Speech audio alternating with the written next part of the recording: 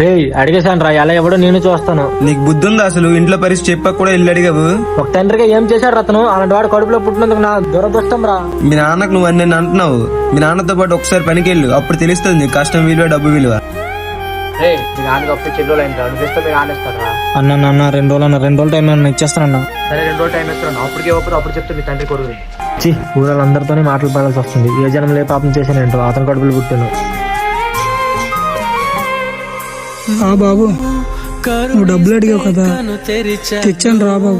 సరేలే, ఏదో గొప్ప పని చేసినట్టు చెప్తున్నావు. నువ్వు అడిగావు కదా బండి, ఫోను అవి కూడా కొనుక్కుందు రా బాబు. నిజమా? ఇప్పుడే వస్తున్నా. ఏ అమృత ఒకసారి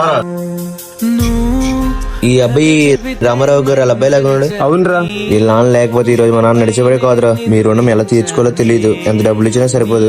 ఈ రోజుల్లో ఎవరు కిడ్నీ అడిగినా ఇవ్వడం లేదు. అలాంటిది పిలిచి మరీ కిడ్నీ ఇచ్చారు. ఎంత కష్టం వచ్చిందో ఏంటో మరి.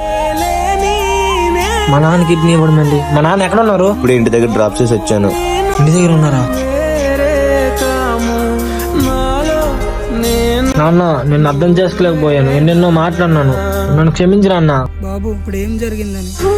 రేపు మాపో పోవాల్సిన ప్రాణమే నాది, నీకోసం ఆ మాత్రం చేయలేనా? నాన్న లేదు నాన్న, నేను చాలా అవమానించాను. ఆ కొడుకుగా నీ చేయి పట్టుకోవడం మానేసి నేను చాలా మాట్లాడినాను. నన్ను కొట్టు నాన్న, కొట్టు కొట్టు కొట్టు కొట్టు.